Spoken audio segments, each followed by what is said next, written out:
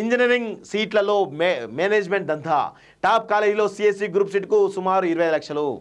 ఏది సిబిఐటి కానీ, వాసవి కానీ, శ్రీనిధి కానీ, గోకరాజ్ రంగరాజ్ కానీ, విఎన్ఆర్ విజ్ఞాన జ్యోతి కానీ, మల్లారెడ్డి కాలేజ్లో కానీ, ఇవన్నీ యూనివర్సిటీలు ఏవైతే ఉన్నాయి వీటన్నిటిలో కూడా సిఎస్సి గ్రూప్కు 25 లక్షలు వసూలు చేస్తున్నారు.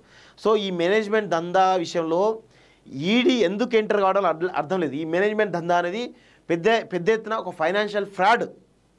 ఈరోజు ఒక్క మల్లారెడ్డి కాలేజీని మీరు టార్గెట్ చేస్తే 100 కోట్ల రూపాయల డొనేషన్స్ ఏవైతే ఉన్నాయో ఇల్లీగల్ డొనేషన్స్ అన్నీ వచ్చి పడి ఉంటాయి. అది డైరెక్ట్ క్యాష్ ఇస్తారు, వాటికి లెక్కపత్రం ఉండదు. సో దానిపైన విచారణ జరగాల్సిన అవసరం అయితే ఉంటుంది. ఈడీ ఎందుకో ఎంటర్ కావడం లేదు. మేనేజ్మెంట్ కోటా సీట్లపైన ఖచ్చితంగా ఈడీ ఎంటర్ అయితే, గతంలో మెడికల్ సీట్ల దందా సంబంధించి ఈడీ ఎంటర్ అయింది, కానీ అది ఎక్కడో మరి ఎందుకో వెనకడి చేసారు. మళ్ళీ ఇప్పుడు ఇంజనీరింగ్ సీట్ల విషయంలో చొరవ తీసుకుంటే బాగుంటుంది. దీని వెనకాల వేరే కోణం కనబడతా ఉంది. ఈడీ పైన కూడా కొన్ని అనుమానాలు వ్యక్తమవుతా ఉన్నాయి. ఇక్కడ చూడండి, ఆఫీసర్లు హుందాగా వ్యవహరించాలి, సభలు సమావేశాలు దిగజారి ప్రవర్తించదు, అంకిత భావం నిబద్ధతతో ప్రజల విశ్వాసం పొందాలి, నిబంధనలు అతిక్రమిస్తే చర్యలు తప్పవు, సిఎస్ రామకృష్ణరావు ఆదేశాలంటూ చూస్తా ఉన్నాం. సో ఇక్కడ ఈ విషయంలో రేవంత్ రెడ్డి గారిని చాలా పెద్ద ఎత్తున అప్రిషియేట్ చేయాలి.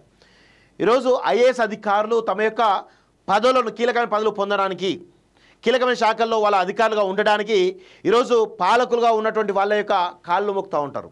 గతంలో కేసీఆర్ కాళ్ళు ఎవరు వెంకటరామరెడ్డి, సిద్దిపేట కలెక్టర్ వెంకటరామరెడ్డి ఏ విధంగా మొక్కడం మనం చూసినాం. అదేవిధంగా అప్పుడు హెల్త్ డిపార్ట్మెంట్ హెడ్గా ఉన్నటువంటి శ్రీనివాసరావు అనుకుంటా పేరు ఏదో ఉంటుంది, ఆయనే పెద్ద ఎత్తున కేసీఆర్ కాళ్ళు మొక్కే సందర్భాలు చూసినాం. ఇట్లా కాళ్ళ దగ్గర మోకరిల్లినటువంటి సందర్భాలు అధికారులు చాలా సందర్భాలను చూసినాం. నిన్న దానిపైన కేసీఆర్ ఎప్పుడు కూడా స్పందించలేదు.